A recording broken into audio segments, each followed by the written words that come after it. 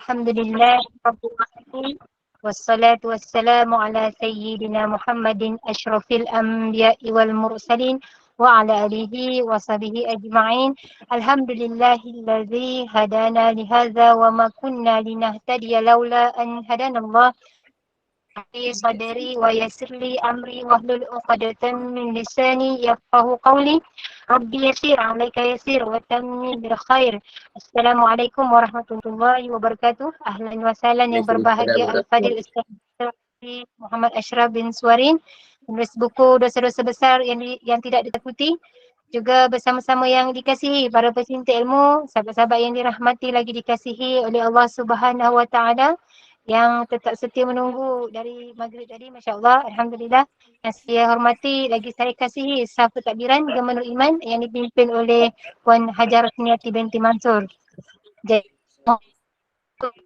pada malam ini, marilah sama-sama kita membacakan umul kitab yang akan dipimpin oleh Al-Fadil Ustaz untuk kita hadiahkan kepada baginda Rasulullah sallallahu alaihi wasallam, di keluarga baginda, para sahabat, para sadiqin, para syuhada, alim ulama, guru-guru kita, adik keluarga kita. Kita tidak lupa untuk umat Islam di Gaza, Palestin, juga muslimin dan muslimat sama ada yang masih hidup ataupun yang telah kembali ke rahmatullah. Isiril Fatihah. A'udzubillahi minasyaitonirrajim. Bismillahirrahmanirrahim. Alhamdulillahi rabbil alamin. Ar-Rahmanir-Rahim. Maliki yaumiddin. Iyyaka na'budu wa iyyaka nasta'in. Ihdinas siratal mustaqim. Siratal ladzina an'amta 'alaihim ghairil maghdubi 'alaihim waladdallin. Amin. Amin. Rabbal alamin. Tanpa membuang masa lagi, saya dengan penuh ta'zim menyerahkan kepada Al-Fadil Ustaz. Falyatafaddal mashkura. Bismillahirrahmanirrahim. Alhamdulillahi rabbil alamin. Wassalatu wassalamu ala asyrafil anbiya'i wal mursalin wa ala alihi wa sahbihi ajma'in. Qala rabbi shrah li sadri wa yassir li amri wa hlul 'uqdatam min lisani yafqahu qawli. Allahumma rabbana hab lana minas salihin ya Allah. Allahumma lakal hamdu wa ilaikal mushtaka wallahu musta'an. Wa la hawla wa la quwwata illa billahil 'aliyyil 'azim. Allahumma faqqihna fid din. Allahumma faqqihna fid din, Allahumma faqqihna fid din wa 'allimna ta'wil. Wahdina siratal mustaqim, siratal ladzina an'amta 'alaihim minan nabiyyin was-siddiqin wasyuhada'i was-salihin wa hasuna ulaika rafiqa ya arhamar rahimin.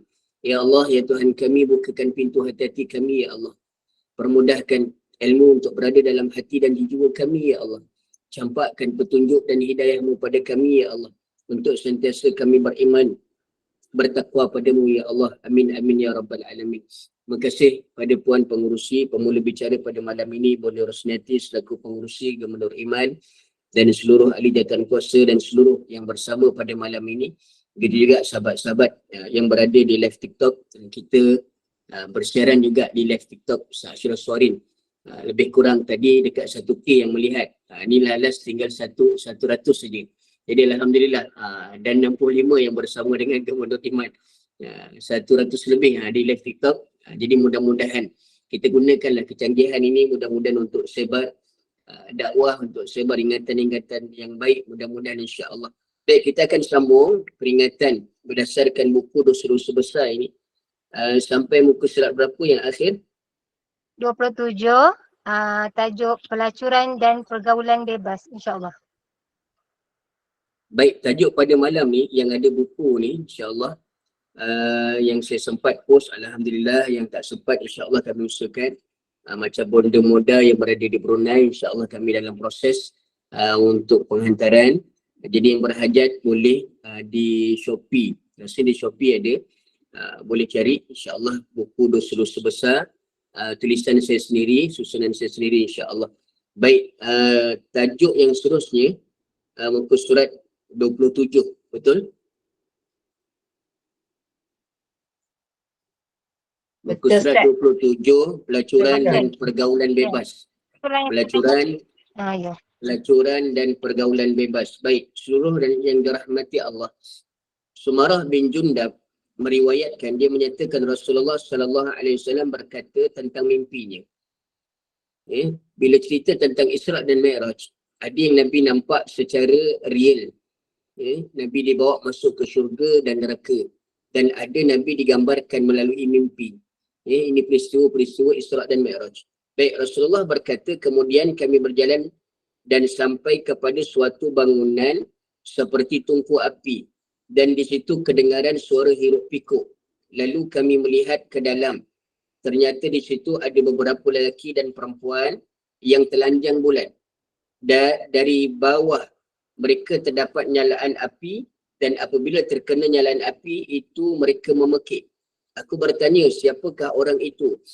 Baginda menjawab, sejumlah lelaki dan perempuan yang telanjang bulat yang berada di dalam bangunan seperti tungku api itu adalah para penzina lelaki dan perempuan. Ini gambaran orang yang melakukan penzinaan, yang melakukan pergaulan bebas. Ingat, adanya Islam itu sebagai batasan pergaulan kita. Ada had. Kalau kita, subhanallah, yang halal itu dengan pernikahan. Yang halal itu dengan perkahwinan. Subhanallah, bila berlaku pergaulan bebas, bila berlaku pelacuran, subhanallah, apa yang berlaku keadaannya akan melahirkan sesuatu anak yang luar nikah. Anak yang luar nikah jadi nasab keturunan tu jadi rosak, jadi tak elok. Nauzubillah min zalik. Dalam hadis yang lain riwayat Muslim, ambillah daripadaku, Allah telah menjadikan jalan keluar untuk mereka, iaitu gadis yang berzina dengan lelaki disebat 100 kali. Lelaki yang berzina dengan gadis disebat 100 kali dan diasingkan setahun, dan duda berzina dengan janda disebat 100 kali dan direjam sampai mati.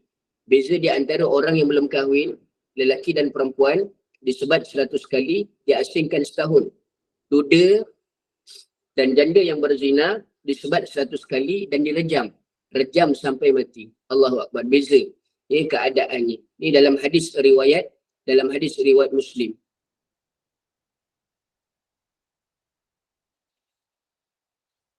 Betul.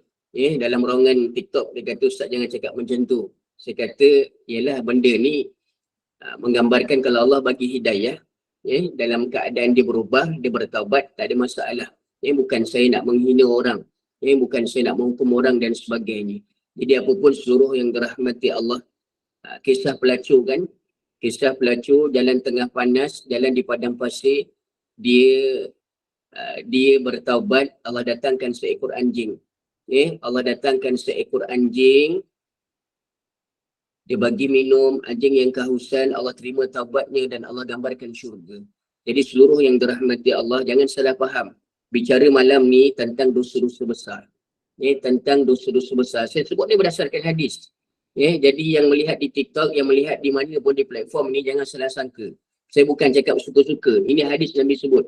Rejam 100 kali, direjam disebat 100 kali, itu hukum Quran. Itu hukum hadis Nabi SAW. Baik, riba. Rasulullah SAW. Buku ni muka surat 28. 1 dirham daripada riba yang dimakan oleh seseorang dan dia mengetahui itu riba, maka dosanya lebih besar di sisi Allah daripada berzina sebanyak 36 kali. Allahu Akbar. Ini tentang riba pula.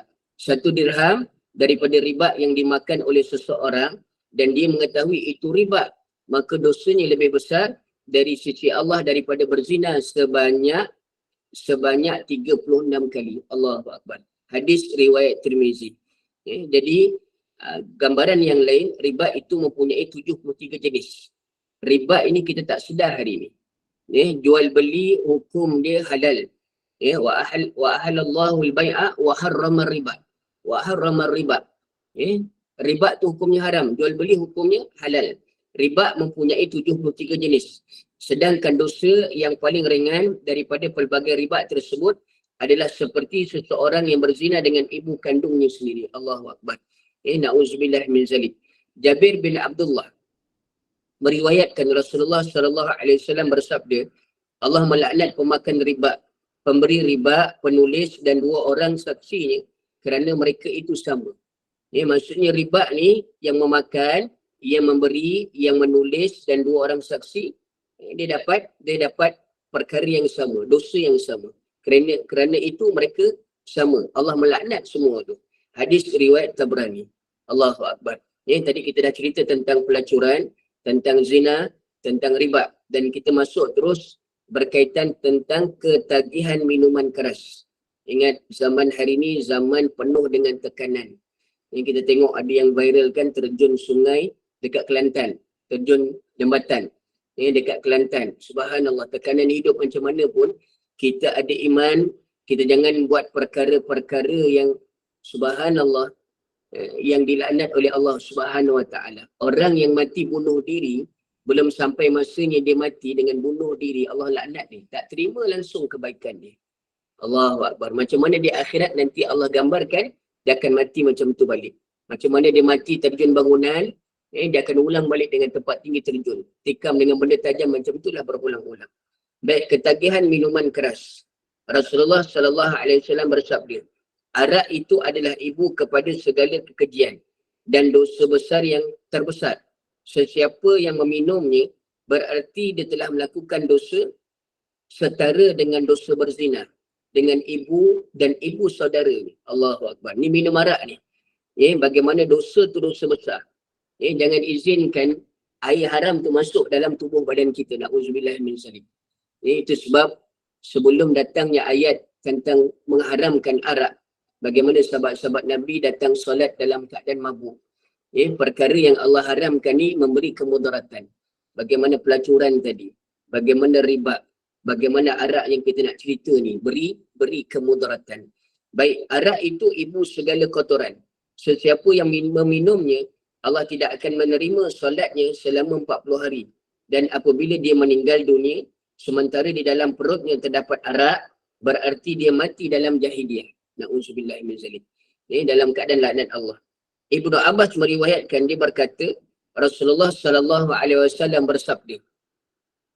Rasulullah SAW bersabda, Jibril datang menemuiku dan berkata, wahai Muhammad, sesungguhnya Allah melaknat arak. Orang yang memerahnya, orang yang meminta diperah, peminumnya, pembawanya, orang yang menerimanya, penjualnya, pembelinya, orang yang beri minum dan orang yang diberi minum. Subhanallah. Contoh, sebelum ni ada di 7-Eleven, sebelum ni ada di Speedmart dan sebagainya arak yang jaga anak-anak Melayu yang beragama Islam. Kalau ada lebih baik, kerja yang lebih baiklah dia tinggalkan gambaran tu. Sebab apa? Dia akan termasuk sama memegang botol arak, dia menjual. Itu sebab saya ingat waktu saya belajar dulu, tok guru saya bagi tahu, dia kata kalau kita pergi beli minuman dekat satu peti sejuk, dalam tu juga ada arak, kalau boleh kita jangan beli minuman di situ dalam satu peti sejuk. Sebab apa? Dia kira bersyubhat. Macam tu jugalah kalau kita masuk kedai yang ada arak, kalau boleh jangan. Sebab apa? Kita takut kita dalam keadaan kita terlibat sama. Na'udzubillah min zalik. Sebab apa? Orang yang beriman ni dia berhati-hati dengan apa yang dimakan, diminum, apa yang dilalui. Baik. Tajuk yang seterusnya perbuatan zalim. Perbuatan zalim. Perbuatan zalim ni lah kita kena ambil peduli, yang menyebabkan apa dia dalam hadis Nabi SAW di akhirat nanti muflis. Segala kebaikan-kebaikan yang kita lakukan tu pindah pada orang-orang yang kita zalimi. Na'udzubillah min zalik. Baik. Rasulullah SAW bersabda, Allah Subhanahu Wa Taala berfirman dalam hadis kursi.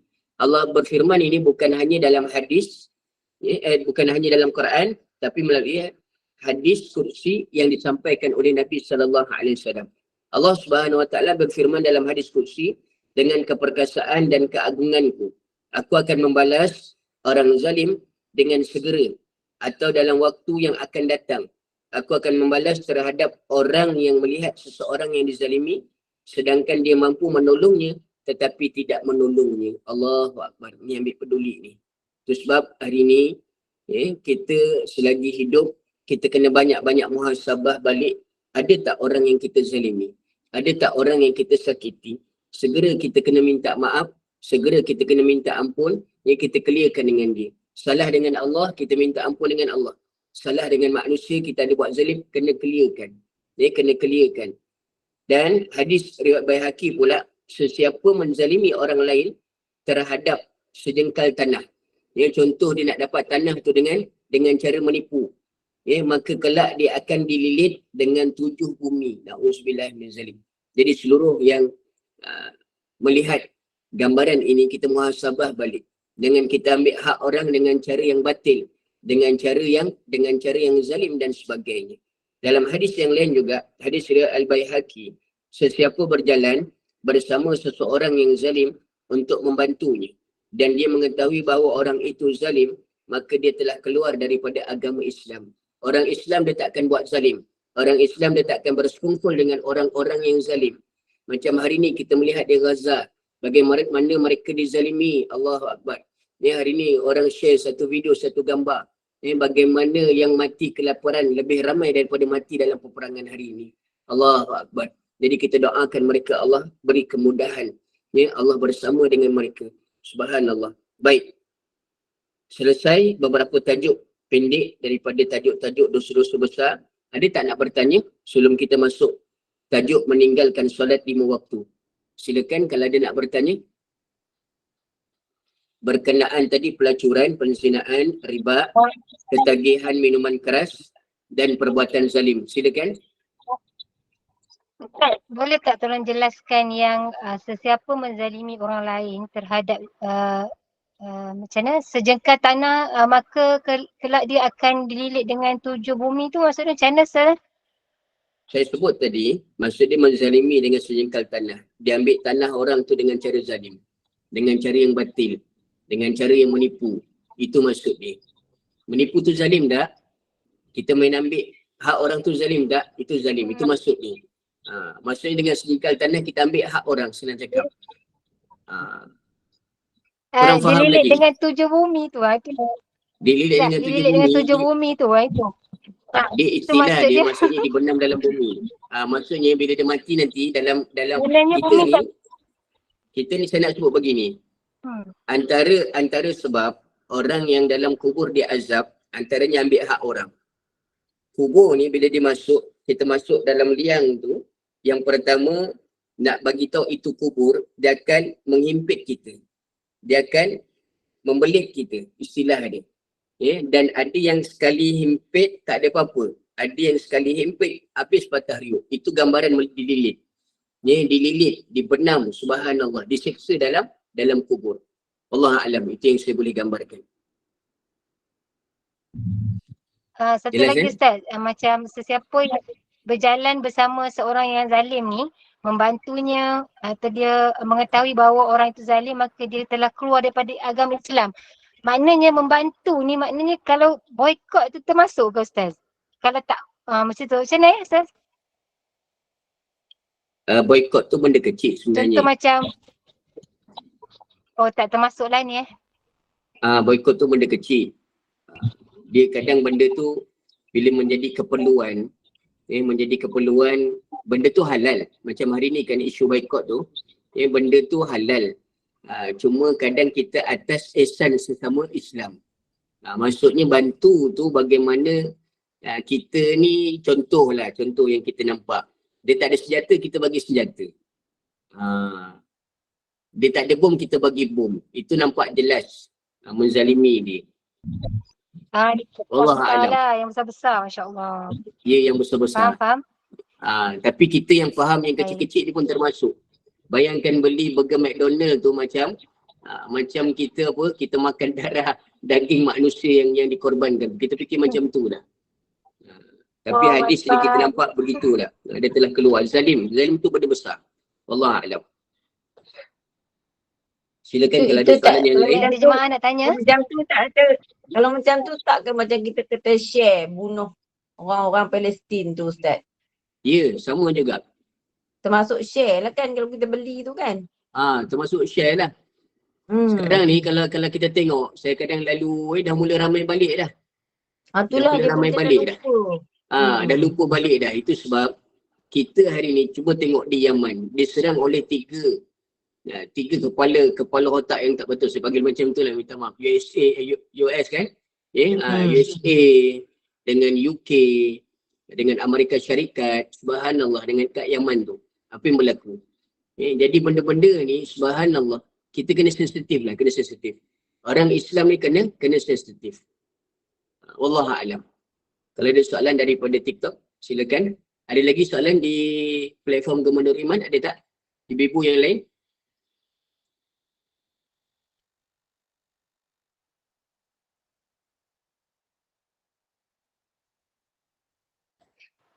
Macam tak Kalau ada tak ada, kita Ustaz, sambung Ustaz boleh boleh? teruskan kot. InsyaAllah. silakan. Baik. Kita akan sambung dalam tajuk meninggalkan solat 5 waktu. Ini sangat-sangat penting. Semua yang dirahmati Allah ambil peduli tentang bab solat. Bila sebut solat, kita jaga benda-benda maksiat akan terhalang. Inna salata tanha anil fahsya'i wal munkar. Inna salata tanha anil fahsya'i wal munkar. Sesungguhnya sembahyang itu boleh mencegah perbuatan keji dan munkar. Meninggalkan solat 5 waktu. Sabda Rasulullah sallallahu alaihi wasallam, batas pembagi antara seorang muslim dan kesyirikan serta kekafiran ialah meninggalkan solat. Batas pembagi antara orang muslim dan kesyirikan serta kekafiran ialah meninggalkan solat. Beza di antara Islam dengan kafir adalah solat. Bermakna kalau kita tak solat, kita samalah dengan orang kafir. Dan hadis yang lain pemisah, pembeza al-farqu antara seorang hamba dengan kekufuran dan keimanan adalah solat.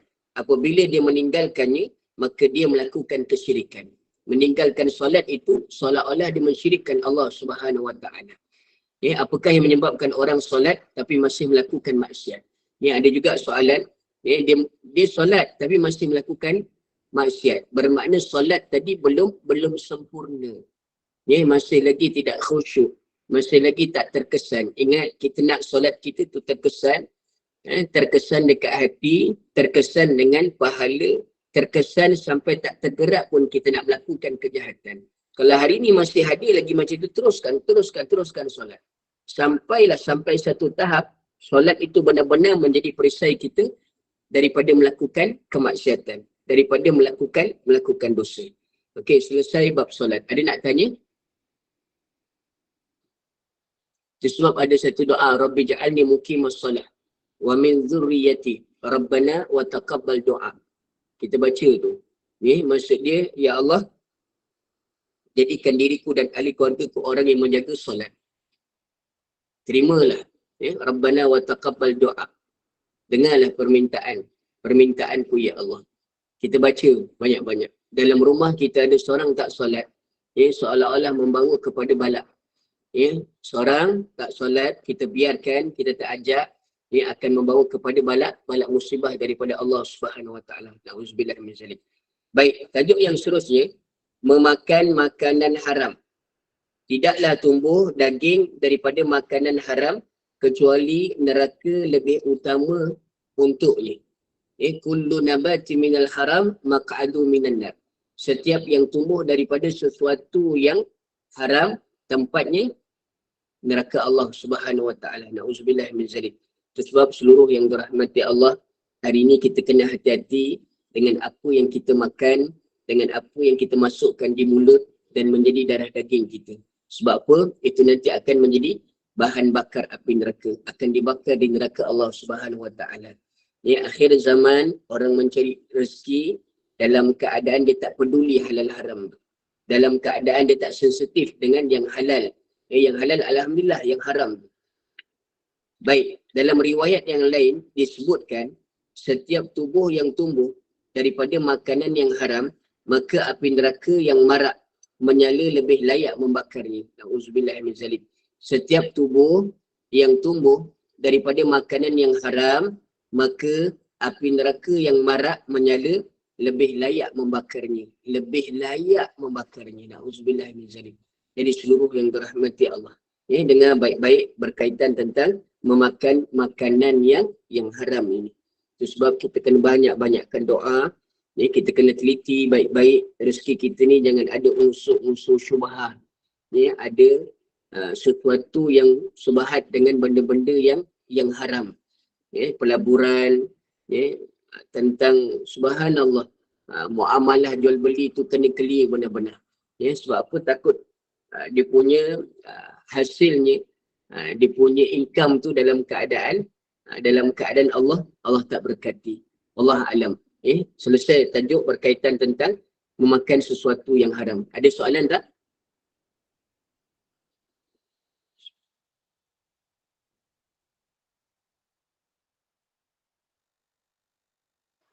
Kalau tak ada, saya teruskan. Ini tak ada. Boleh teruskan insyaAllah. Baik, bercakap bohong untuk membuat orang lain tertawa. Ni best tajuk ni. Bercakap bohong untuk membuatkan orang lain tertawa. Dia buat lawak, reka-reka, dengan menipu nak bagi orang ketawa. Hukumnya dosa besar tu. Dosa besar, bukan kecil punya dosa. Kalau ada yang mendengar ni, pelawak-pelawak yang dengar ni, tolong ambil peduli. Kena tinggalkan. Kalau dia nak melawak pun, kena lawak yang betul-betul. Tak perlu nak reka-reka cerita, nak bohong. Lepas tu hari ni melawak, sampaikan apa dia? Sampaikan nak mengaibkan orang lain. Na'udzubillah min zalik. Baik, bercakap bohong untuk membuatkan orang lain tertawa. Rasulullah SAW bersabda, celakalah manusia yang bercakap padahal dia berbohong hanya sekadar untuk membuat orang lain tertawa. Celakalah dia. Ini Nabi sebut. Maksudnya celaka. Nabi celakakan orang-orang yang cakap bohong hanya sekadar untuk buat orang lain tertawa.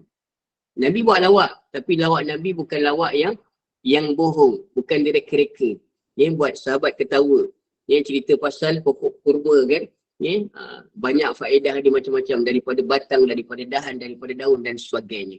Dan dalam hadis yang lain, celakalah orang yang bercakap kemudian mengarang cerita bohong agar orang lain tertawa. Celakalah. Lebih kurang tadi hadis tadi.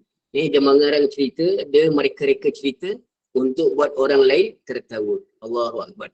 Na'udzubillah min zalik. Jadi seluruh yang dirahmati Allah, kalau kita buka TV kan, banyak cerita-cerita yang subhanallah, yang dalam unsur lawak mega ke, lawak benda kan, semua dalam keadaan reka-reka, berbohong dan sebagainya. Na'udzubillah min zalik. Baik, bersikap buruk terhadap jiran. Bersikap buruk terhadap jiran. Rasulullah SAW bersabda, demi Allah, dia tidak beriman.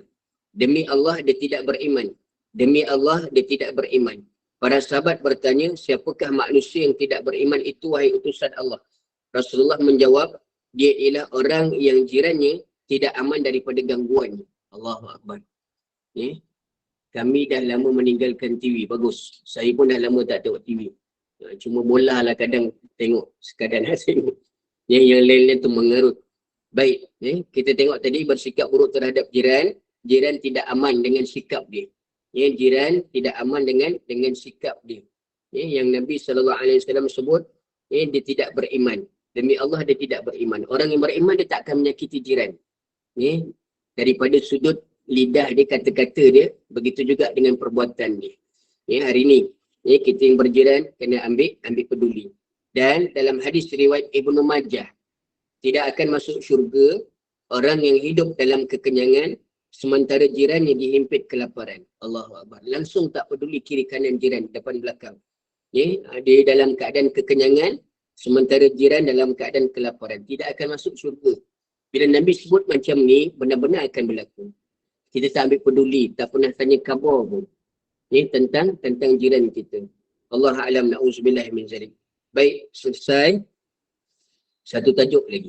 Ada nak bertanya?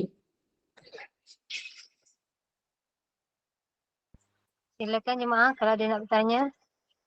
Ustaz, yang bercakap bohong untuk membuat orang lain ketawa tu, kalau macam kartun macam mana Ustaz? Buat kartun, buat macam mana Sama lah. Buat kartun tu.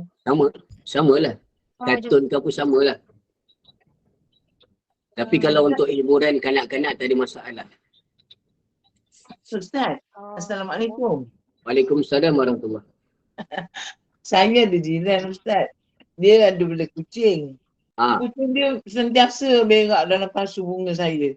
Jadi saya nampak itu memang sah kucing dia. Jadi saya suruhlah anak dia cuci kan. Terus dia musuhkan saya. Langsung dia tak tegur dengan saya sampai sekarang. Itu sebab kadang kan, ialah kita datang kuliah, dia tak datang kuliah kan. Jadi dia tak faham agaknya tentang hidup berjiran. Apa pun kita cakap elok-elok. Tak apalah cakap elok-elok. Sebab kucing pun sama. Dia boleh kucing, dia tak berak kat rumah dia. Dia berak kat rumah kita pula. Dia buat busuk dan sebagainya. Jadi benda-benda ni kena ambil peduli. Sebab kucing lah. Kita buat tanam tanaman kan, sampai daun tu masuk ke rumah jiran, sampai gugur daun jadi semak dan sebagainya. Benda-benda tu kena ambil sensitif semua tu. Benda yang termasuk menyakiti jiran. Allah Alam. Tu macam mana Assalamualaikum kita Ustaz. cakap dengan dia tu berdosa, Assalamualaikum kan? Ustaz, nak tanya. Ada daun saat ni jatuh mau jiran sebelah tu kan. Kita ni ada dia tolong siapa kata PPT sedekah dia ada ke orang tu. Ya betul. Kalau kita jatuh kena mau dia, terima kita nak sambung. satu-satu makcik, satu-satu jangan berebut. Maksud dia, bila daun tu jatuh, kita reda, kita terima, kita tolong sapu, tak ada masalah. Tapi kadang benda sikit tu jadi gaduh. Ini semak ni kau apa pasal lah ni daun apa semua dah clear kan. Jadi kadang benda-benda kecil kita jadi gaduh ni. Benda yang sepatutnya kita boleh fikir, kita ambil peduli, kita tak ambil peduli. Wallahualam. Ada soalan tadi? Tadi nampak macam ramai. Masuk Cik Hasan ni kita tak sapu sebelah dia pokok kita jatuh daun tu. Kita kata ambil duit lah apa dia duk sampai rumah dia tu daun kita gitu. Boleh ke gitu? Gua ambil duit pula. Kita bagi dia lah sedekah ni ada dia tolong duk sapu nak pergi rumah dia tu. Tahu panggil dia. Ke macam mana?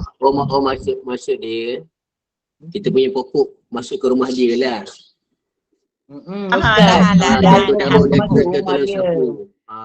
Jadi dia beri upah orang tu sampai bagus. Benda tu bagus je. Cuma kena clear lah benda-benda ni. Tapi kalau saya boleh macam masalah tu Ustaz macam mana? Dia kalau boleh kita potong lah dahan tu, jangan sampai masuk rumah jiran. Mula-mula dia ikhlas. Lama-lama kan jadi dendam, jadi tak baik.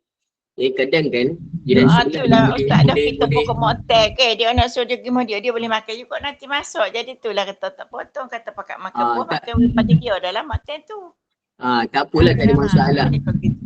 Boleh. Yang penting kan makcik, semua yang dirahmati Allah, dia kena bincang bagi molek. Bincang elok-elok. Ini saya tanam ni ada rebutan apa semua, ambil lah, tak apa, tak ada masalah. Dia kata okey, tak apa. Yang penting kita kena clear, kena sembang-sembang.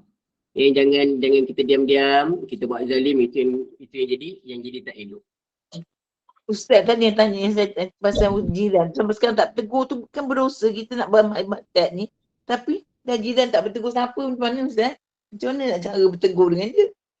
Itu sebab saya nak sebut begini. Antara wasiat Nabi yang jangan kita tinggal, panjangkan silaturahim. Bila mana kita jaga silaturahim, di situlah ada redha Allah, di situ adalah rezeki daripada Allah Subhanahu Wa Taala. Tapi bila mana kita putuskan silaturahim, tak bertegur siapa, benda tu lah kan yang menghalang rezeki kita dan redha Allah. Jadi bila dia tak tegur, kita tegurlah. Kita tegur cara elok, kita minta maaf cara baik, clearkan. Tapi kalau dia tak redha juga, kita serahkan pada Allah Subhanahu Wa Taala. Dia tak ambil peduli, kita serahkan pada Allah. Allah A'lam. Dipandang kita pun tak. Tak apalah. Pandanglah orang lain. Hello, Assalamualaikum Ustaz. Waalaikumsalam warahmatullahi.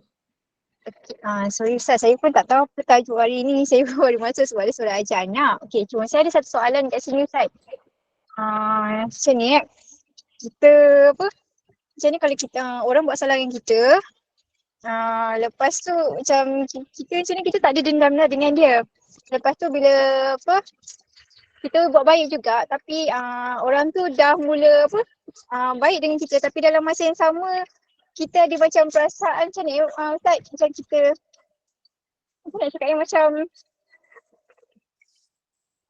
tak puas hati, macam rasa macam marah tu ada, tapi bukan kata ada dendam, macam mana ada.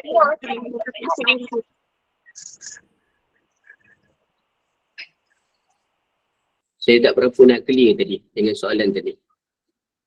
Dia macam mana Ustaz ni? Macam kita, macam ni kita nak, macam ni buangkan perasaan macam marah tu dia macam marah lah juga Ustaz kan. Tapi kita tak adalah kata nak dendam macam nak balas balik ke apa tu, tak ada. Cuma perasaan tu ada. Kita macam boleh berhubung dengan dia, boleh tu. Tapi dalam masa ni ada perasaan macam, ada sikit perasaan macam tak berapa ni lah Ustaz. Dia macam tak sedap lah pada diri kita sendirilah. Kita simpan dalam tu diam-diam kan. Tapi dalam masa tu kita masih berhubung dengan dia, cakap. Macam mana tu Ustaz? Dia sebenarnya macam ni tau. Kita kena letakkan dalam diri kita sifat memaafkan. Ahli syurga ni memaafkan. Memang bila kita tak lapang dada tu, itu benda yang tak clear. Tu kadang tak syok. Tapi bila kita lapang dada, kita memaafkan, subhanallah, di sebalik itu banyak benda yang akan jadi settle. Banyak benda yang Allah akan redai, Allah berkati, Allah rahmati. Percayalah. Kadang kan kita ni subhanallah, macam mana nak sebut kita tak kacau dia pun. Bahasa dia kan, kita tak kacau dia, kita tak pernah ni, bahkan dia tak tahu pun cerita yang sebenar. Tapi itulah yang sebenar yang Nabi ajar pada sahabat-sahabat dia, memaafkan orang lain. Nabi pernah duduk dengan sahabat, kalau pernah dengar kisah ini, dalam satu masjid, datang sahabat duduk bersama dengan Nabi dan seorang sahabat. Nabi kata kejap lagi akan masuk ahli syurga. Nabi tunjuk pintu, kejap lagi akan masuk ahli syurga. Masuk seorang. Dia sembahyang, lepas tu balik. Besok macam tu juga. Jadi sahabat-sahabat yang mendengar Nabi bagi tahu ahli syurga, masing-masing nak ikut balik rumah, nak tidur bersama dengan, nak tumpang tidur rumah sahabat tadi. Jadi tengok, tumpang tidur, tengok tak ada benda yang pelik pun. Tak ada kiam, dia kiam, kami pun kiam. Jadi mereka bertanya, wahai sahabat, Nabi sebut kau ni ahli syurga, apa amalan kau? Apa jawab sahabat ni, tak ada benda pelik. Cuma satu aku buat, setiap kali aku nak tidur, aku akan maafkan. Memaafkan siapa pun yang buat dosa dengan aku. Dan aku minta maaf atas dosa yang aku lakukan pada orang lain. Kerana benda ni nampak small matter. Memaafkan. Tapi meredakan tak? Betul tak? Lapang dada clearkan tak? Subhanallah. Benda ni, itulah yang Allah redha. Benda ni lah yang sangat-sangat power. Allahu Akbar. Mudah-mudahan jelas. Ustaz, sorry. Kan biasa orang kata kan kita kena memaafkan tu kan Ustaz, macam melapangkan. Jadi macam mana cara tu, macam kita kalau boleh macam orang cakap, kita just cakap kita memaafkan. Tapi kadang-kadang ada hati kan, macam ni kita kalau boleh nak supaya kita memang betul-betul ikhlas untuk macam lapangkan hati kita. Memang kita betul-betul boleh maafkan orang tu Ustaz. Ada macam mana tu cara dia kita kan? Saya nak sebut macam ni. Kita ni hamba. Bila sebut kita hamba, kita sangat lemah. Allah ampunkan hamba, Nabi pun ampunkan umat ni. Nabi banyak dihina, tapi Nabi tetap memaafkan. Kita ni bukan siapa-siapa. Jadi kita jadikan kebergantungan kita pada Allah, biar kita serahkan pada Allah. Begitu juga kita punya idola yang kita nak ikut adalah Nabi SAW. Orang yang lapang dada, dia akan bersama dengan Nabi. Orang yang subhanallah, dia rendah diri, dia serahkan segala-galanya, lapangkan dada, segala kesedihan, segala kesakitan serah pada Allah, Allah akan bersama dengan dia. Wallahu a'lam. Ikhlas benar-benar. Man zallazi yuqridullaha qardan hasanah fayudha'ifahu wa lahu ajrun karim. Barang siapa yang beri pinjam pada Allah. Bila sebut Allah beri pinjam kehidupan ni, kita beri balik pada Allah dengan kita menanggung macam-macam. Itu sebab kalau kita tengok apa yang berada di Gaza, orang yang beriman ni dia tak sabar-sabar nak mati, nak berjumpa dengan Allah, dia nak masuk syurga terus. Dia nak tinggalkan kesakitan. Dia tak nak rasa sakit, tak nak rasa lapar, tak nak rasa sedih atas dunia. Itu orang yang beriman ni. Ingat kat dunia ni kita kena lapang dada. Saya ada ujian, kita semua ada ujian masing-masing. Ujian untuk apa? Allah nak tengok tahap-tahap kita bagaimana. Tahap apa? Bukan tahap duit, tapi tahap keimanan kita. Wallahu a'lam. Masalahnya, Sama-sama ada lagi soalan? Masalahnya Ustaz, kita dah cuba berlapang dada, kita cuba nak maafkan dia. Tapi dia tak sedar kesilapan dia. Dia tak nampak kebenaran kita Ustaz. Ya Allah, dia tetap terima fitnah yang dia terima tu. Macam mana kita rasa nak berlapang dada Ustaz? Baik. Dia sama jawapan yang saya nak sebut tadi kan. Dia kena macam ni. Yang bagi hidayah siapa? Bukan kita, Allah. Kita kena doa, ya Allah campakkan hidayah pada dia, campakkan kebenaran pada dia. Campakkan kebenaran pada dia. Kita cuba juga lapangkan dada. Saya boleh sebut macam tu ni. Nak ajar lapang dada macam mana? Nak kena buka dada tu, belah dada tu. Nak bagi lapang, nak bagi luas, bukan. Tapi di sebalik gambaran tu Allah banyakkan doa, banyakkan istighfar, banyakkan minta ampun. Satu benda yang saya nak sebut. Innallaha yuhibbut tawwabin wa yuhibbul mutatahhirin. Allah suka dalam satu ayat orang yang bertaubat dan orang yang menyucikan diri. Kadang kita cakap nampak orang tu salah, orang tu berdosa, sebenarnya kita yang kena bertaubat, kita yang banyak salah, banyak dosa. Dan kita kena wa yuhibbul mutatahhirin. Kita kena bersihkan diri kita. Tazkiyatun nafs. Kita kena banyak-banyak. Hari ni kita banyak pandang orang. Kenapa kau tak faham-faham? Sedangkan kita yang tak faham. Kenapa kau tak tengok gini-gini? Sedangkan kita yang tak tengok diri kita sendiri. Kita buat diri kita macam tu. Kita kena meletakkan diri kita. Itu akan dapat sebenarnya. Subhanallah. Rasa lapang. Rasa tak ada gangguan. Rasa tak ada kesulitan insya-Allah. Dunia ni hanya singgah. Wallahualam. Assalamualaikum Ustaz. Cik ni, tapi saya rasa Assalamualaikum Ustaz. Puan Husnul ni. Kalau jiran sebelah cakap benda menyakiti hati, tapi kita dah maafkan, cuma lepas pada peristiwa tak lagi bercerita tu, dan apa yang jiran buat, rasa macam Ustaz. Macam saya sebut tadi lah, semua kena lapang dada lah. Jawapannya tetap sama, kena lapang dada. Kalau kita mampu untuk komunikasi dengan cara yang baik, silakan. Tapi kalau tak mampu, dia tak faham juga, tak apalah. Ya Allah, mungkin ujian aku di sebalik jiran ini. Mungkin ujian aku melalui kucing ni yang berak kat sini. Macam itulah kita letak. Allah nak uji sabar kita. Ujian kita baru kucing berak. Ujian dekat Gaza tu bagaimana peluru, bom apa semua. Kita baru sikit. Kita baru sikit. Wallahualam. Saya boleh sebut kita baru sikit. Dah. Kita ketepikan dah. Jangan mengeluh-ngeluh dah. Minta maaf makcik. Dah. Astagfirullah. Istighfar banyak-banyak. Rasa tak boleh sabar. Ni tangan kiri ni letak dekat dada. Kita baca apa? Alam nashrah. Fa inna ma'al usri yusra. Inna ma'al usri yusra. Setiap kesulitan akan ada kemudahan. Allah ulang 2 kali dalam surah Al-Insyirah ni. Allah ulang 2 kali. Fa inna ma'al usri yusra. Inna ma'al usri yusra. Bermakna setiap kesulitan akan ada kemudahan. Allah jelaskan lagi, ada kemudahan. Jangan kita beratkan. Ujian kita baru kecil. Wallahualam. Betul, Masya Allah. Puan Itu Ustaz ayat saat ni boleh baca ayat ajak ni. Ayat apa? Yalah, Puan Asri saat ni lah. Surah Al-Insyirah. Al-Insyirah tadi. Al-Insyirah. Fa inna ma'al usri yusra. Inna ma'al usri yusra. Untuk minta selamat. Betul. Baik, ada soalan juga dekat TikTok yang saya boleh kongsikan. Ada yang bertanya supaya Allah beri hidayah kepada orang bukan Islam. Macam mana caranya? Kita doa dalam sujud, kita doa sentiasa contoh sahabat kita ni. Saya ada kawan juga. Dia bagi salam, bagi apa semua tapi dia tak Muslim. Ramai jenis macam tu.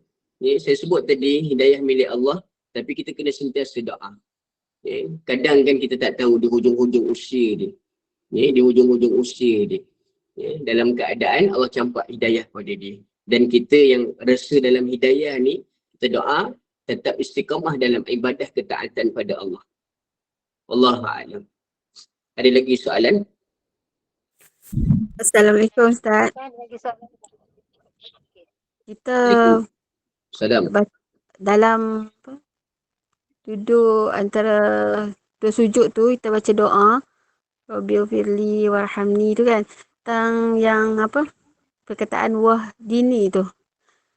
Hidayah tu macam mana hidayah tu Ustaz? Kurniakan kepada aku hidayah. Baik. Yang paling mahal adalah hidayah. Hidayah tu apa? Petunjuk Allah. Petunjuk Allah. Orang yang beragama Islam, kita lahir-lahir, wet-wet kita Islam. Tapi kadang yang lahir-lahir keturunan Islam, kadang dia subhanallah, dia kurang penghayatan tentang Islam. Maksudnya wahdini tu, wahdini, wa'afini, wa'fu anni, wahdini, tunjukkan aku. Tunjukkan aku. Bila tunjuk, kita mohon petunjuk. Subhanallah, orang yang contoh kita ni, kita berjalan malam-malam, kita tak nampak gelap, tapi bila ada cahaya, kita jadi nampak. Petunjuk Allah ini, subhanallah, dia menyuluh sesuatu kebenaran daripada sesuatu yang tak benar. Suluhan. Itu namanya petunjuk yang kita kena selalu. Berilah petunjuk kebenaran, berilah petunjuk kepada kebaikan. Subhanallah, Rabbana la tuzigh qulubana ba'da idh hadaitana wa hab lana min ladunka rahmah innaka antal wahhab. Ya Allah, jangan pusing balik setelah kau beri hidayah pada aku, ya Allah. Ini yang kita mohon pada Allah Subhanahu wa taala. Itu maksud dia. Maksudnya petunjuk kepada kebenaran. Itu sebab hari ini kita kena doa banyak-banyak. Jangan Allah tarik balik hidayah pada kita. Maksudnya tarik balik petunjuk tu dalam keadaan kita ni leka, lalai, dalam keadaan kita dalam kesesatan. Na'udzubillah. Allah alam. Mudah-mudahan menjawab. Ada lagi? Ada lagi soalan, silakan. Ustaz, saya baca soalan ni, permintaan dari Husnul Izzati di chat. Assalamualaikum Ustaz, kalau jiran sebelah cakap benda menyakitkan hati tapi kita dah maafkan, cuma lepas pada peristiwa tu lagi tak bertegur siapa, mahu bertanya khabar melalui WhatsApp sebab susah nak lupa apa yang jiran buat. Tu dia tanya. Jawapannya macam sebelum ni tadi. Itulah. Jawapannya macam tu sebelum ni itulah. tadi. Soalan macam tadilah, macam kucing, berak, daun-daun kering tu kan, melapang dada lah ya, insyaAllah. Ujian kita baru kucing, ujian kita baru daun, bukan bom tau. Bukan peluru tau. Bukan tak makan. Jadi apa pun saya nak sebut, Nabi tu ujian lagi berat. Saudara kita di Gaza tu lagi berat. Jadi apa pun seluruh yang dirahmati Allah, ingatan saya juga yang bercakap, kita kena istighfar, amalkan ayat tadi, al-insyirah pelapang dada tau. Al-insyirah melapangkan dada, al-insyirah. Baca ayat tu. Sampai ayat fa innamal usri yusra, innamal usri yusra, tadah tangan, mohon pada Allah. Ya Allah, aku diuji dengan kucing ni. Aku diuji dengan jiran ni, ya Allah. Kita khususkan doa tu. Lepas tu sudahkan ayatnya tadi. Wallahu a'lam. Ustaz, akhirnya kau Ustaz, dia buang semua kucing tu Ustaz. Dia kata menyusahkan orang. Dosa ke kita Ustaz? Itu dia, jadi kita pula pening nak mikir pula. Itu atas dia lah, atas dia makcik. Tak apalah, atas dia lah. Allah alam. Pasal jiran ni tak habis-habis pasal jiran. Pasal kucing pun tak habis. Okey boleh makcik sabar banyak. Saya rasakan yang Ustaz cakap tadi itulah jawapan yang paling tepat. Macam mana besar ujian kita tu, tak boleh challenge ujian tu dekat Gaza tu. Subhanallah. Jawapan dia kita tahu tak? Antara asbabun nuzul surah Al-Insyirah ini, Allah turunkan pada Nabi, nak bersama dengan Nabi atas ujian yang dihadapi. Ujian kita kecil tau. Ujian Nabi macam-macam. Dibaling batu waktu ke Taif. Nabi diletak pula ketika sembahyang uring unta. Kita baru sikit. Itu sebab saya sebut, Allah uji melalui jiran, Allah uji melalui kucing, Allah uji melalui benda-benda macam itu. Sikit. Sangat-sangat sikit. Jadi kita balik pada Allah. Ya Allah, aku serahkan pada Engkau, Ya Allah. Takkan kita nak gadaikan iman kita sampai bergaduh sebab kucing. Takkan kita nak gadaikan iman kita sebab daun-daun. Sebab jiran tak tegur siapa, kita nak gadaikan. Kita sabar. Sabar banyak-banyak. InsyaAllah Allah akan ganti yang terbaik. Allah a'lam. Ustaz, macam najis tak kucing tu basuh aje lah ya Ustaz. Tak susahnya lah. Basuh je lah. Susah betul. Geli. Okey, ada soalan lain. Jiroh dapat pahala kan Ustaz? Suara saya dengar tak? Dengar. Sebab apa sini hujan lebat ni? Tapi dengar elok je. Okey, ada soalan. Kalau tak ada soalan, saya sambung lagi. Teruskan Ustaz. Boleh Ustaz teruskan insyaAllah. Tak habis kita pasal kucing bang. Okey, baik. Tajuk yang seterusnya, percaya kepada ramalan tukang tilik. Percaya kepada ramalan tukang tilik. Rasulullah SAW bersabda, sesiapa datang menemui bomoh dan tukang tilik, kemudian membenarkan apa yang dikatakannya, sesungguhnya dia telah kufur terhadap apa yang diturunkan kepada Muhammad. Bermakna apa? Kita ni boleh jadi syirik bila kita percaya kepada tukang ramal, bomoh dan sebagainya. Ini tengok tapak tangan ini tak lama hidup ni contoh. Allah Akbar. Dalam satu kitab dia ada sebut tapak tangan kita ni, kalau garis-garis nampak kabur tak lama dia kata. Memanglah lama kan bila kita tangan dah lama memanglah kabur. Kabur apa tak pakai cermin mata. Allah alam. Jadi apa yang saya nak sebut, kita berhati-hati jangan kita terlalu percaya dengan ramalan-ramalan tukang tilik dan sebagainya. Okey, ada nak soal?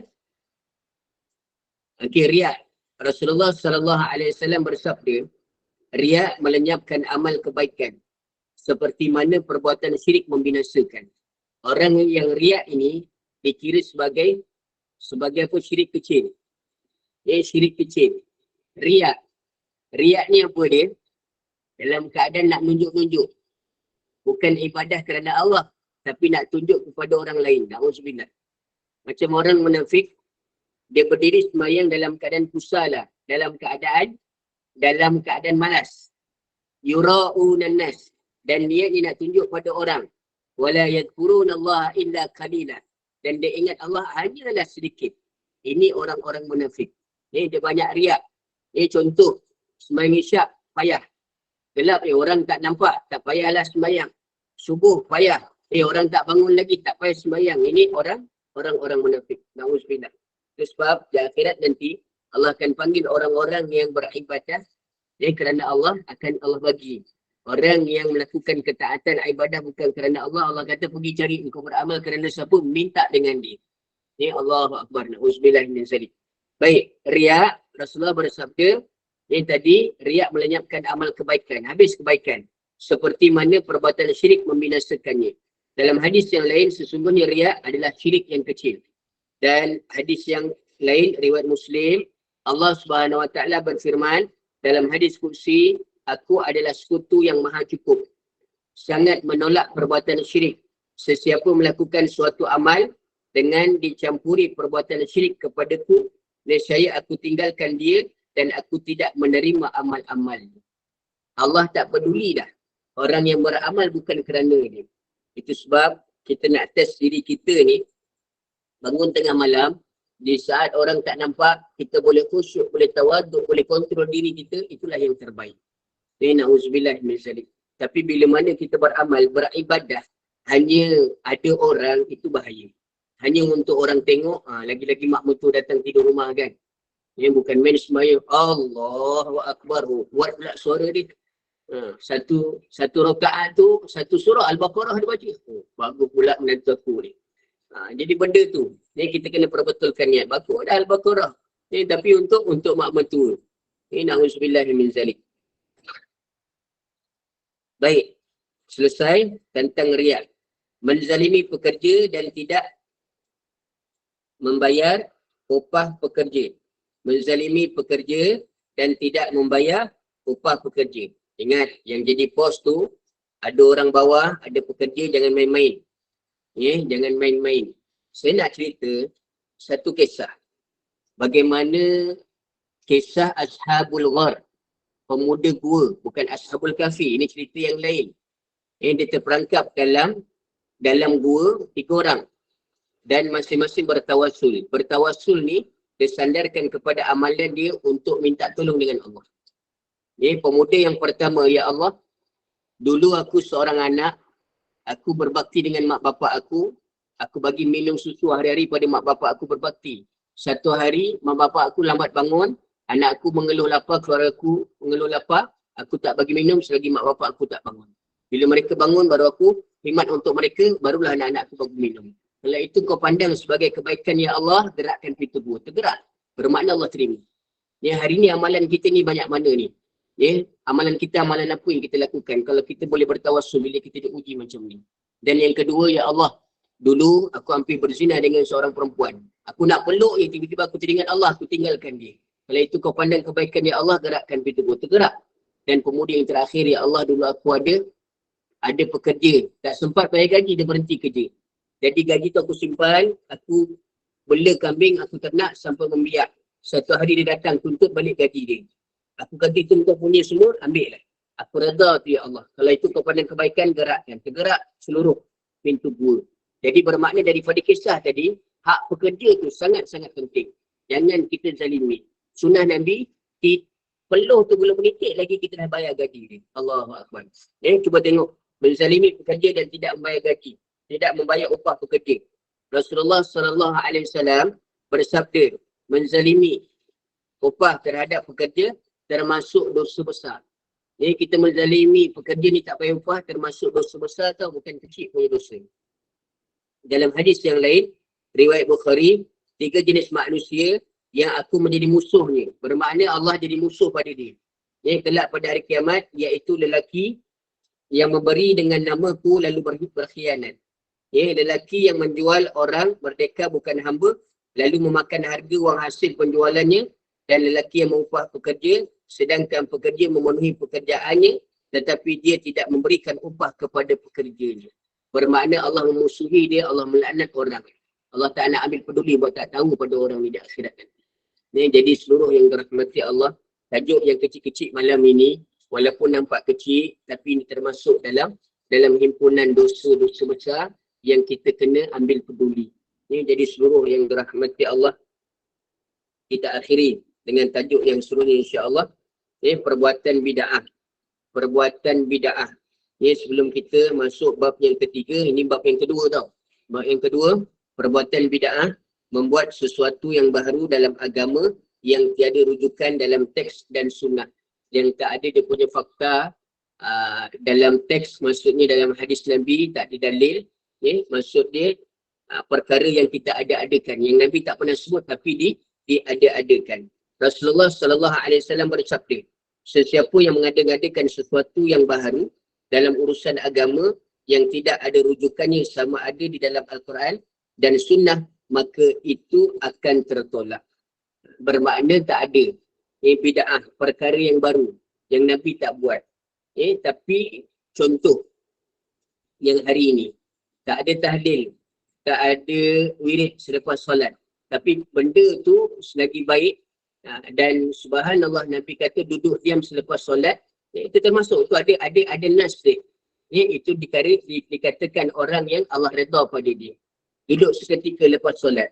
Maksudnya untuk kita wirid, untuk kita berdoa dan sebagainya. Jadi seluruh yang dirahmati Allah, banyak lagi penjelasan Rasulullah tentang dosa-dosa besar yang membinasakan pelakunya. Perbuatan buruk dan keji yang dilakukan dengan sengaja dan kesedaran, sedangkan pelakunya tahu apa yang dilakukannya dilarang Allah, dia telah melakukan dosa besar. Begitu juga dengan kesalahan-kesalahan, dosa kecil yang dilakukan secara berterusan, ia akan menjadi kesalahan dosa besar bagi pelakunya yang mengakibatkan kebinasaan. Dosa kecil, sikit-sikit lama-lama akan jadi besar. Sikit-sikit lama-lama akan jadi bukit. Kita biasa dengan dosa kecil, kita tak bertaubat, lama-lama akan jadi dosa-dosa besar.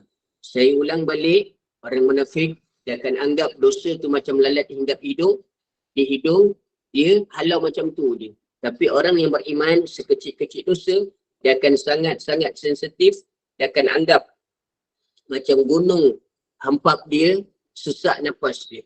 Bagaimana kisah Bilal bin Rabah? Isra' Mi'raj Nabi kata balik, Nabi cerita dengan Bilal, aku dengar tapak kaki engkau. Tapak kaki engkau ada dekat syurga, padahal dia hidup lagi kat dunia ni. Apa amalan kau? Nabi tanya dengan Bilal. Bilal ni pandangan kita ni orang yang kulit hitam, tukang azan. Subhanallah, tapi dah kedengaran dah tapak kaki di syurga Allah. Dirindukan oleh para bidadari syurga. Apa jawab Bilal?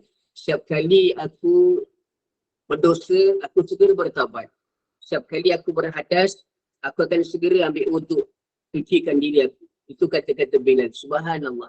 Jadi seluruh yang dirahmati Allah, kita kembali kepada Allah, Kita jangan pandang hina pada orang lain macam tadi. Awal-awal tadi tentang pelacuran, tentang zina. Saya bukan nak hina. Saya bercakap berdasarkan hadis yang disebut bagaimana hukuman dia begini-begini disebut dalam hadis Nabi. Bagaimana tentang pelacur juga kisah Bani Israel. Seorang pelacur yang melahirkan 7 orang Nabi tau. 7 orang Nabi. Dia dah bertaubat dan melahirkan 7 orang Nabi. Subhanallah. Bermakna ini bukan saya nak hina. Tapi kita ambil sejarah dan kita belajar. Jangan kita mudah pandang orang yang berdosa. Sedangkan kita ni tak berdosa. Tak. Subhanallah. Belum tentu kita masuk dalam syurga Allah. Jadi wallah alam, selesai pada malam ni bab yang kedua. Jadi kalau ada soalan saya buka sebelum saya tutup melalui platform Gema Nur Iman ni. Silakan.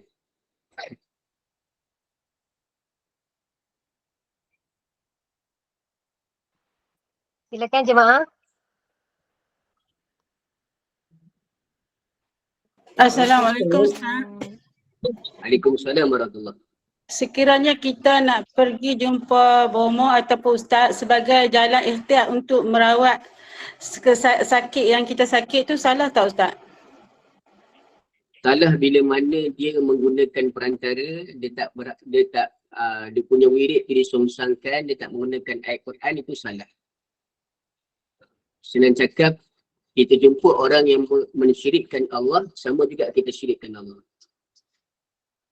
Bomoh ni kalau kita faham, apa dia punya gunaan dia. Contoh rawatan Islam. Okey, gunakan Al-Quran, gunakan hadis Nabi, ada doa-doa, ada zikir-zikir yang tidak disongsangkan. Itu baik, itu betul. Tapi bila jumpa bomoh, sampai tiba-tiba, kejap dia tak nak tanya nenek, ada menurun pula jadi nenek. Kejap dia nak jumpa makcik, dia jadi makcik pula. Dulu saya tengok kecil-kecil dulu kan. Depan rumah tu, dia ngumbat orang tiba-tiba, dia ambil bunga selit kat telinga pula, jadi perempuan. Itu jadi pelik. Menurun itu dah mensyirikkan Allah. Na'udzubillah min zalik.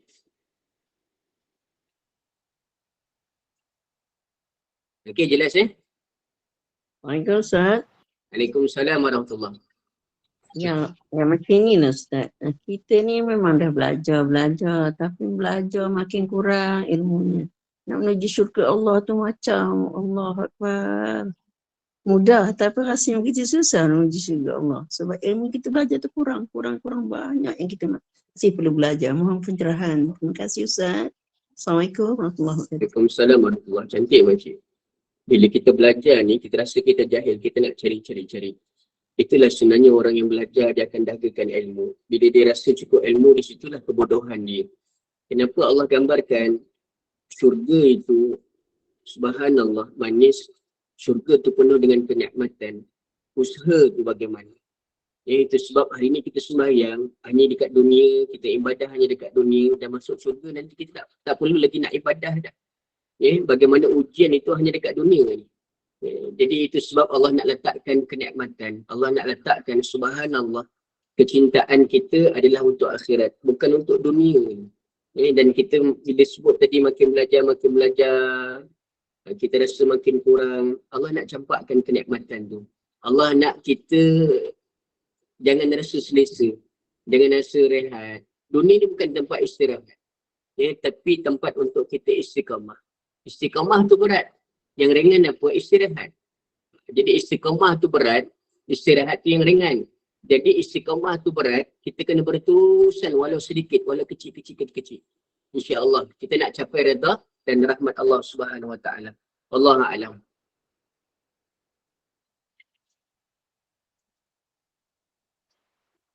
Ustaz, yang kita kata kalau anak tertegur, demam, tertemas tu kan Ustaz, itu dikiranya juga ke Ustaz? Kita jangan terlalu percaya benda-benda macam tu kan. Contoh tiba-tiba kena tegur dengan jin ke apa, jangan bawa jumpa bomoh. Jangan bawa jumpa sami macam-macam. Bawa jumpa ustaz, apa semua. Yelah, ketegur kita tak nampak kan. Kenapa kau duduk situ kalau nampak senang.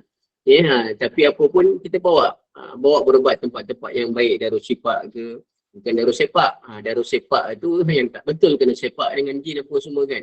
Menurun kat bomoh tu. Jadi kita ni kena tempat yang betul. Banyak hari ni. Ramai yang boleh berubat dengan dengan cara Islam, dengan cara yang betul. Wallahu a'lam. Okay, jemaah ada soalan lagi? Kalau tak ada, tutup. Silakan. Assalamualaikum Ustaz. Ustaz, kalau Waalaikumsalam macam warahmatullahi. dululah macam dulu saya apa ni nak kata kecil-kecil tu taklah jugalah. Macam orang tu dulu dia serapah jampi dengan macam yelah dia guna bahasa Melayu lah. Misal kata nanu. Kemudian di belakang sekarang dengan berkat kata apa la ilaha illallah Muhammad Rasulullah. Gitu kan? Macam dulu macam dia orang guna-gunakan tu macam mana tu? Berdosa tak kau Ustaz? Macam tu. Dia berserapah tapi macam dia mengobat tu kan. Tapi dia gunakan bahasa Melayu. Lepas tu akhirnya tu la ilaha illallah Muhammad Rasulullah dia kata. Dengan berkat kata la ilaha illallah Muhammad Rasulullah. Tu macam mana tu Ustaz?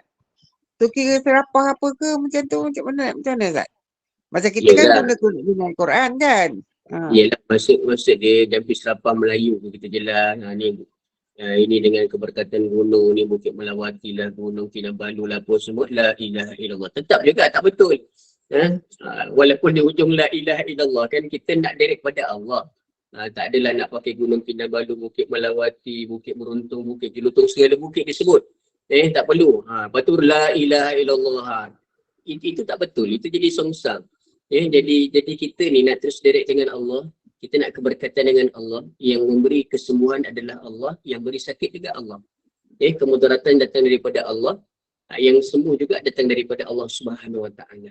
Jangan kita bersandarkan dengan makhluk. Wallahu a'lam. Seronok cerita pasal jin ni. Ustaz, ni tak cerita pasal jin, cerita pasal rawatan Islam. Saya pernah pergi ke rawatan Islam. Memang terkenal, orang yang terkenal.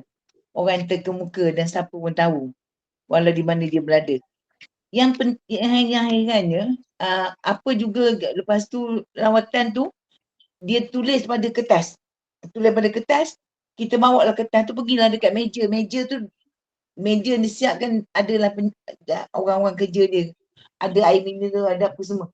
Air mineral satu botol tu pun berpuluh ringgit harganya. Kononnya air jampi lah, air jampinya. Lepas tu ada pula air wangi botol kecil tu semua. Sampai sekali kira-kira sampai 200 lebih Ustaz, 100 lebih. Belanjanya untuk mendapatkan apa catatan yang ditulis tu untuk kita bekalkan pada kita. Itu macam mana tu Ustaz? Dia masing-masing kan pendekatan. Masing-masing pendekatan. Yelah air tu kan satu botol RM10. Yelah yang dibaca tu surah apa? Contoh. Tapi bagi saya nak sebut masing-masing lah. Masing-masing. Cuma kita jangan buat benda-benda yang syirik lah. Wallahu a'lam lah. Kadang dia nak cas ke, nak apa ke. Macam saya jujur, saya katakan saya pengalaman mengubat, saya tak pernah letak. Saya kata benda ni dengan izin Allah. Nak bagi ke tak bagi terpulang lah. Macam orang dulu kan ada pengeras 25 sen ke apa semua kan.